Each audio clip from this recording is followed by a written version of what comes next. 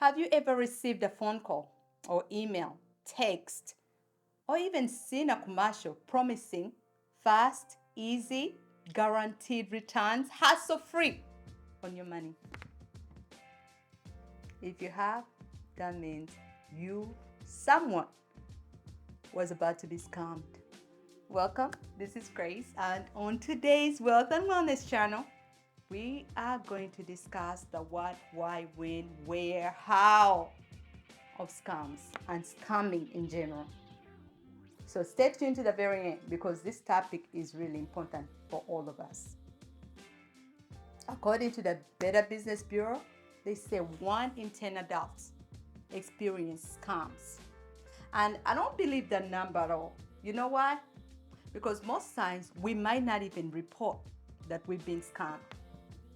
Like, I've been scammed a few times, but did I report it to the Better Business Bureau? No. Until now, I'm letting you know that. And I'll tell you some stories of how I've experienced scams in my life, unfortunately. And the other sad part about it too, do you know that 1.3 million children, and that's the numbers that they know, also are scammed of their identities every year? This is very unfortunate because kids, you don't think somebody's out there to get them, right? But scammers don't think like that. They're not thinking like a normal human being like you and I, especially if you're not scamming out there, okay? But seriously, 1.3 million kids. So if you have kids out there, think about what are they doing on the internet? Are they putting out information? If they can access that phone call, guess what? They can easily get scammed. And so you might be wondering, what is scamming or what are scams? So this is anything that is fraudulent. So you've heard about these schemes, okay, MLM, Ponzi's, all that is scamming. And I can give you a few examples. We've heard about cryptocurrency, the one coin, that this coin, that every doggy coin. If I tell you how many people kept sending me, Grace, you have to invest in doggy coin and one coin and this and that. And I'm glad I stood my ground and I said, no, I don't invest in what I don't understand. And those same people actually got scammed and they didn't want to talk about it, unfortunately. So that's what scamming does to you. Because then you feel like maybe you're a failure. Maybe you're not smart enough. But they play with your psychology. And also they used you for your fears. And sometimes it could be greed because you know how we like to get rich quick, unfortunately. And we are attracted to that. We're like, oh, you know what? I can only put in $1,000 and get 10,000. Let me do it. Unfortunately, things don't work like that. That's not reality in most cases. So other examples also can be tax fraud. That's a big thing because how sometimes people fake information to file taxes and so they overinflate their income. Unfortunately, the IRS will catch up with you. The other thing is, let's talk about the PPP loans, y'all. So that's Payment Protection Program. So when we had the pandemic and COVID-19, the government was so generous. And also they offered the Economic Injury Disaster Loan, which was the EIDL. So I, as a business owner, initially I was like, nah, this is too good to be true. Because most times if it's too good to be true, it probably is. Which I paid back after they sent me the notice for payment. I was like, here's your $1,000 and we are done. Because I was very skeptical how generous the government was giving out money and all the conditions that was going to come with that. So I wasn't sure about the conditions, but of course, like we know, nothing is free out there. You see, you have to pay a price and you might not pay right now, maybe in the future. So I didn't know exactly what they were planning to do, but I was a little skeptical about that. But in the end, I still didn't qualify for the PPP loans. Come to find out, half of the PPP loans actually ended up being fraud, unfortunately. So a lot of people are going to jail. They were fronting online and going on glamorous excavations enjoying their lives and living the glamorous life. It came to an end. And so many people are being found out now. They bought houses, everything is being seized, unfortunately. But that's what scamming does to you. Because initially you get that high, I can get this, I can outsmart this person, I can outsmart that, but it catches up to you. And other examples, sometimes it's text messages. You see, so you get text message, somebody's asking you, oh, do you want something for free? You see, can you accept such and such? A free gift, no, nothing you never worked for. At $40,000, $100,000 for free. You have to think, where are they getting this free money from? I don't want to be a part of it, okay? Whatever they're talking about is so good to be true. I don't want to be a part of it. So most times I tell them I'm not interested. That's it. And also think about not answering calls that you don't know about. If I didn't have your number in my phone, I used not to answer. But as an agent, we are literally forced to answer unknown calls all the time. Because at the end of the line, you're always thinking, what if it's a client? You see? So unfortunately, I've been answering all scammy calls all day, all night. Because I'm like, okay, what if it's an actual client who really needs my services? And most times I text them. And so if they don't text back, or if they call back with information that is not pertaining to buying, selling, or investing, click, not interested. Because that's exactly how you have to act with scammers. You don't have to entertain them, because the more you engage with them, the more they are getting your information, the more they are doing all these extra stuff to scheme you and draw you in. And the other thing, especially now, is the internet, online scamming. You put information to buy anything, right? You don't know who's receiving your information at the end of the side. You don't know. It could be a scammer. It could be a scamming site where they're using your information, putting it in their database, selling it to multitudes. Can you believe that some employers out there, I'm not really going to blame it on the employers. Sometimes they don't know who they're actually employing. Because it can't be somebody maybe working in the company, but somebody who's not legit. I guess we have to give the employers some grace, because maybe they did their research and this person actually pretended to be something that they're not, and they were just a fraud and something else, and that can cost the company. And the other thing is the social media. Oh, on social media, how many people scam? Especially when you're lonely. So they look at your website, or also on your social media. When you put whatever status you are, you better not put that you're single. And you better not put that you're a widower. Those are actually trademarks for them, that this person, this is our target. So please, change your status right away. If you don't learn anything from this video, whatever status you need to be on social media, change it. You rather say it's complicated, or it's maybe I'm in a relationship. Say you're in something. Don't give them that, I guess, that leeway that they're gonna come to you because you're lonely, you're single, no, you're not single. Because you rather stay single than be in a relationship that you will always regret to be in. Because that's not even a relationship. You see? You can't be in a relationship with a scammer. So that's not a relationship, even if you're desperate. I know you can be desperate out there. Get a pet. Okay, you need a companion? Get you a pet. Pets are less than $1,000 or even $500. It's an easy way to release some of that loneliness. I'm just saying.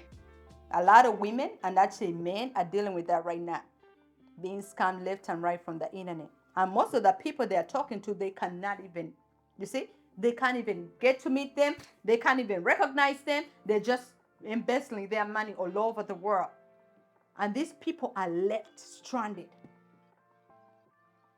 So it's not good. Don't start those habits. So let me tell you something. So for some people out there who I haven't responded to, if you're watching this, just know that I get a lot of hi, hello, how you doing? You're beautiful. I'd like to talk to you. No, I'm not interested. I won't respond, because I don't want to entertain any scamming nothing. And this is from females, this is from male. So you don't entertain them. Act like you didn't see it. And most times, if they keep calling me and texting me and doing all that extra stuff, block. Because then you cut them off. I don't have time to entertain that foolishness. If you have something to say, come to me in the open. Come on my page in the open. But of course, you better be legit, because I'm going to blast you. I'm going to research. You see? So we'll definitely discuss more about how to protect yourself in the next video. But we are still talking about types of scams. So definitely the internet romance scams are getting too out of control. You have to be careful out there, because these people are not looking for love. They are looking to embezzle you, take you for everything you've got. So don't think there's going to be any love going on around there. No. Hopefully you get to find somebody, you see, that you respect, somebody who truly loves you and cares about you. Unfortunately, it's not going to be on the internet. Especially most people won't find it on the internet. A portion might, not enough. So I'd rather not risk it. And I'm sorry to discourage you, especially if you're out there and you found love and you're living your life. I'm sorry. For me, in my experience, I haven't found that to be true. So maybe I'm speaking out of experience. And so if it works for you, go for it. The other thing is where. Let's talk about where. Where do people scam at? This is everywhere. Like I say, it can be internet, it can be in person. People scam in person. So I'll give you a good example.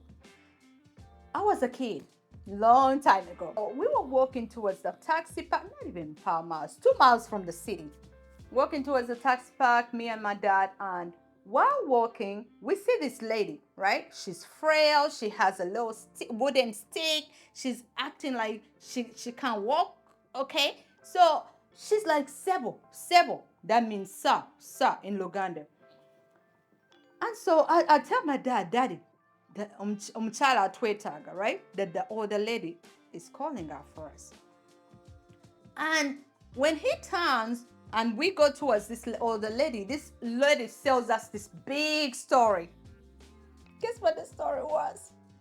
She said that she's way from so far in the village and she wants some money on the radio.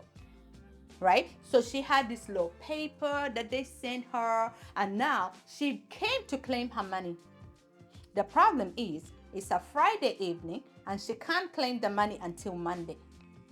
And she didn't have anywhere to stay, right? So they make it seem like so legit. Because then when I thought about it, as a kid, I was like, oh, I feel bad for her. Because then she has 2 days to wait until Monday. She didn't have any money. She's old. So all those things get in your mind. And you start thinking so compassionate about the other person. No. Let me finish the story, y'all. So my dad asked me, Grace, what do you think? And I'm like, well, let's help the older lady. What would you do? I'm helping the older lady. I don't know about you. But I'm like, So the older lady's like, whatever you can give me. I'll take anything just so I can go back way in the village. Please, if you can give me as much cash as possible, because this is worth a lot of money. Guess what? My dad, I don't know how much money he had, but I know he had a stock, of cash that he handed that lady. The whole weekend. I'm super excited. I can't wait to see what we're gonna get. We're gonna be millionaires. Monday comes. I'm excited. See my daddy goes to work and come back. Nothing. He's not as excited like I thought he was gonna come back. So I'm like, maybe something wrong. Maybe he didn't get time to go claim the prize. So the next day, same.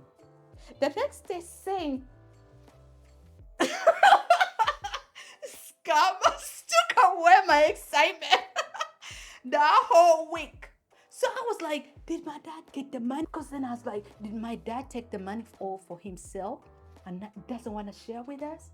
I'm a child. I wasn't even 10. So I'm thinking, maybe my dad took the money and he's just going to do something with it and he doesn't want to share with us right now. Maybe he wants to surprise everyone after he gets this big You see, after he has everything figured out, months passed, years passed. We still never talked about it. And that's what scamming does to you. Later on, I realized we were scammed. And just because he didn't talk about it, that doesn't mean that that lady did not scam 10, 20 people that same day, that same year. Because the more we don't talk about it, guess what? This scam keeps happening. It's alive and well. But for an older gentleman like my dad, guess what? He's ashamed because he would feel ashamed that he got scammed, especially in front of his daughter. So you feel that. You see, that's an emotional toll on somebody. And that was not the only time I was scammed, yo. Let me tell you about how this particular person went, took all my information from probably the internet, and went on a shopping spree. And this was when I was in college. So this person goes, spends, I think it was close to $1,000 on my debit card.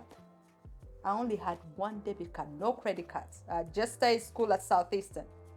Just imagine going to Walmart, getting all these groceries because I buy all my groceries for the whole month, and that would hopefully last me for the whole month, and also will help me save some money because I didn't have a lot of money going to college. And so this particular time, I'll go to Walmart, get all my groceries. I'm excited. I'm going to check out, and the cashier scans all my items. At the end, I'm paying. Denied. I'm like, no, that can't be true. I'm a student worker. I just got paid. I normally was getting paid about $400 a month. So I'm like, you know what? These groceries are about $200. I just got paid. That's half my check. So it can't be that this is not enough money, right? The cashier kept saying, try again.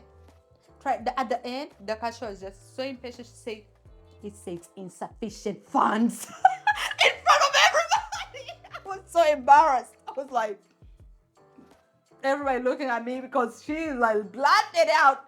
It says insufficient funds. You don't have money on your account. Oh my God. I didn't want to be there. Just imagine everybody looking at you. Like, no. And you checked out all these groceries and you're wasting their time because then people are behind you waiting for you to hurry up. I felt so stupid. I called my account and it's in the evening. So I'm like, you know what? Let me call in the morning. Guess what? Come to find out, I had to file a police report. I had to really prove that I wasn't in Texas. You hear me? Because I didn't have no transportation. How would I have been in Texas? And I had school too. And the good thing, I was also a student worker. So I was on the clock that same day when they claimed I was in Texas. And the student working position, we had cameras. So you can't say I was in two places at once. So thankfully, they returned my money. And also, my account wasn't delinquent anymore. But it can be really devastating. And I'm just talking about less than $1,000. Think about the millions of dollars that these scammers are actually embezzling. Billions. I can give you a good example about another scam, y'all. Because they always try. How about people who put credit cards in your name without your knowledge? Unfortunately, this has happened to a family member where somebody literally put credit cards in his name and he didn't know about it. So make sure that the people you're trusting with your information, and also when they call you on the phone, can you give me your social security number? Can you give me your birthday? Can you give me your think? What do you need all my information for? You see, is this actually pertinent to what I'm doing? What are you proving? You see? So all this is going to be important to save you. They say that Georgia is one of the largest states where many people get scammed from Georgia. Unfortunately. Especially in the States. And then around the world, oh my goodness, I am ashamed because so many times I hear stories about Africans scamming and I'm like, we can do better. We have so many things going on that we need to address than scam people. Because like every so often, the Nigerian scammer, the amount of time and money and all this investment we are putting in scamming, we could do something and help our people. Now let's talk about when, okay? So when does it actually happen the most? The when is more of economic downtimes, and also it's individualistic. Because when people feel like you're vulnerable, then you're more open to accepting what you wouldn't accept prior. Say, for example, you just had a job loss, right? Or there's a recession. And so you're fearful because guess what happens in a recession? Decrease in probably your investments. And also the tanking of the stocks. Even real estate. You see? So anytime there's a recession and people are so fearful of something going on in the economy, guess what? That's when the scammers are out there trying to figure out who can be a target, an easy target, low-hanging fruit. And so when you lose a job and you're out there looking for jobs, they're also looking at that. And they might send you something in the mail. They might send you all these calls and you can be the bait, unfortunately.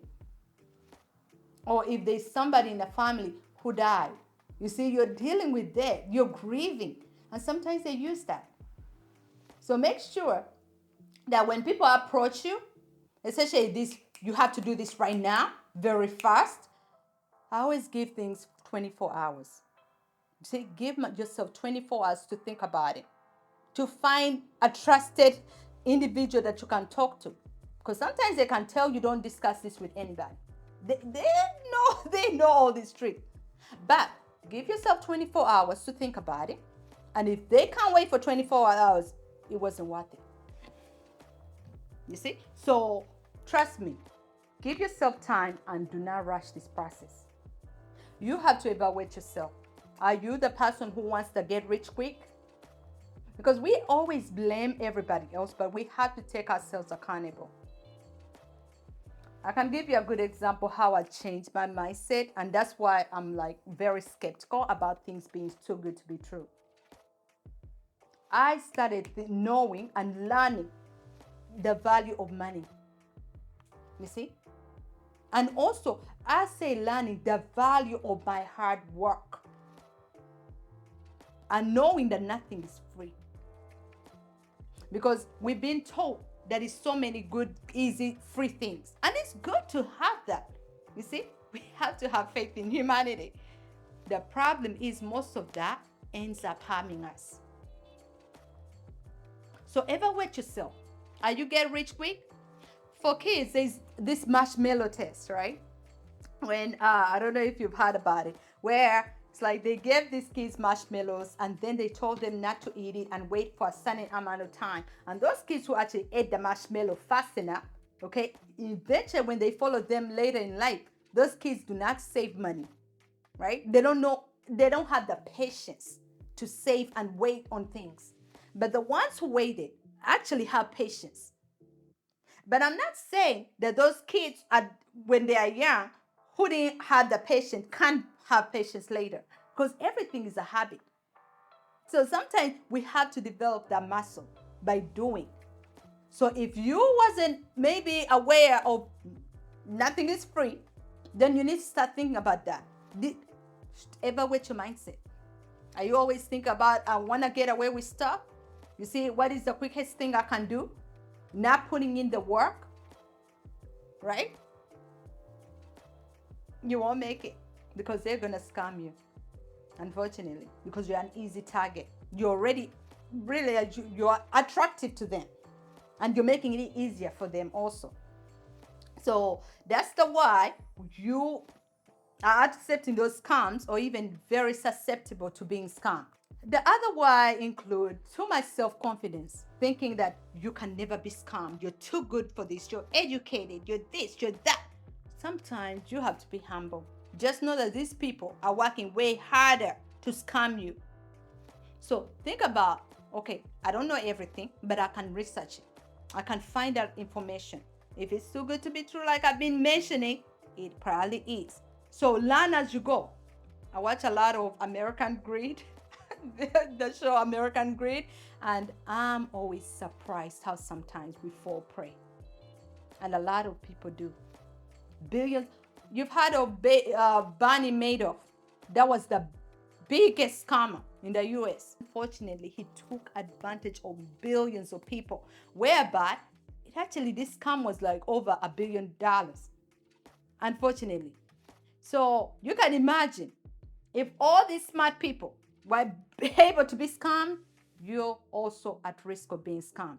So be humble and know that it can happen to you. So find out information, research information, and if it happens to you, don't feel so down that you can't talk about it, that you can't call the police, that you can't report it. Because nobody's going to judge you. It can't happen to the most of us. The other thing also is also knowing your fears. You see? Because if you're in tune with your emotions, sometimes that's what really limits us. Because if somebody comes to me and tells me, Grace, oh, the market is tanking, you have to do this right now, I'm scared. And so I'll figure out exactly what I need to do right now to make things happen so I can save a little money.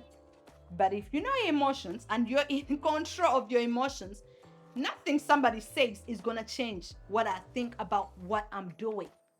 Right? Because I've had so many times when people reach out and they're like, great, you have to sell your properties now. And I'm like, says who? Says who? Because I'm confident and I know exactly what I'm doing and I have a plan for it. So, but if I'm in fear, or especially when you hear, okay, we're in a recession, we're in this, then everybody gets, you see, the fear is high. So they can read into that. So be in tune with your emotions. The other thing to consider is the psychology of the scammer. Because most times, scammers don't have empathy. They're not thinking for you and thinking what's best for Grace. And no, they're thinking what's best for them. And they're so impulsive. You see? So you have to think about that. They're very impulsive. They are psychopaths in nature, whereby everything has to work for them. It's about them, narcissistic mentality and tendencies. So all these, you have to consider all those things and think like the scammer. Because if you're thinking like them, when they come towards you and this person has all these red flags, red flag, red flag, red flag. You see, call it out for what it actually is. Because if you do, guess what? They're not going to scam you because you already know it. But a lot of us fall prey because we see it. And we know the red flags and we don't want to talk about it because we want it to actually be true.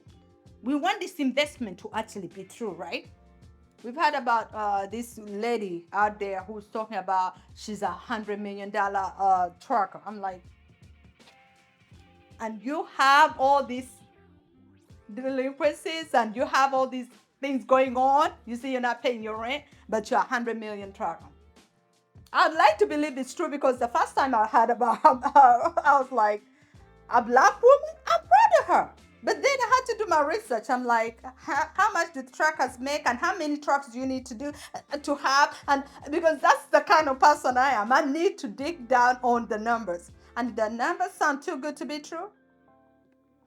It probably is. How much insurance? I've done a lot of tracking research. Because when I was trying to buy a truck, the insurance, everything that you had to keep up with, and how many drivers I had, I said, I need to post on this tracking thing. You see? And this woman is talking about you have 140 trucks. That's a headache. You see? And it's good if you can manage all of it. The problem was, she didn't even have a CDL license, y'all. Because I was going to get my license just so, you see? And I didn't have to go to the tracking, but I was going to get my license. I was going to get it.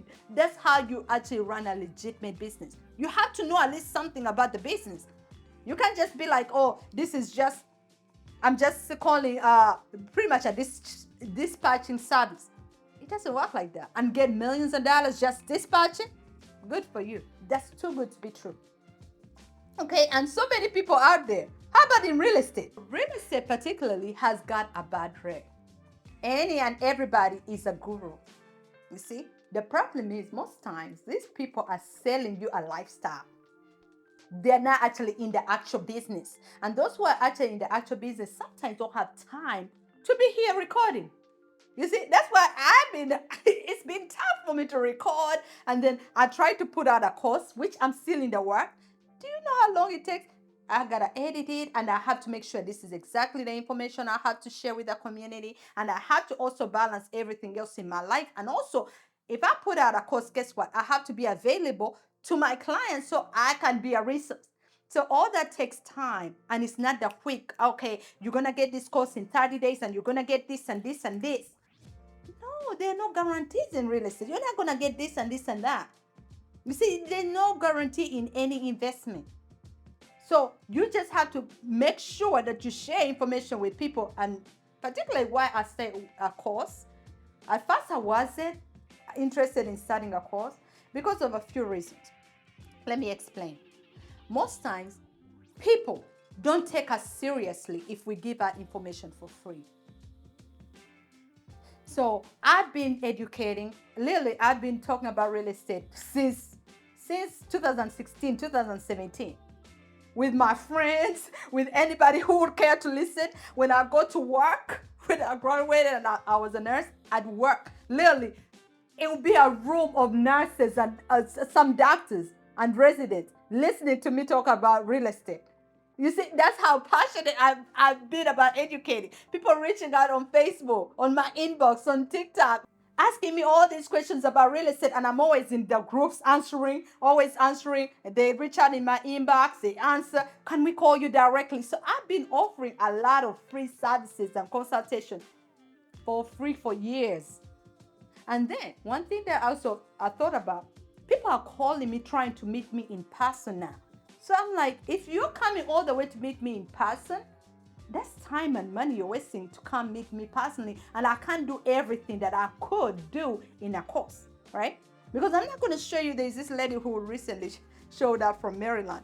And so she had called me 2 days prior and said, Grace, I'm coming to Louisiana. I want to meet you. And I was like, okay, sure. I'm thinking it's not really serious. This lady showed up. She called me like on a Thursday. She showed up on a Saturday. So my Saturdays and Sundays are my personal time, and Saturdays are literally real estate. I have all these appointments, and I had to literally cancel because she was at the airport saying her main trip was to meet me. I feel terrible. I was like, so I'm gonna stand this lady up, and she wants me to pick her up and all this. And I was trying to be.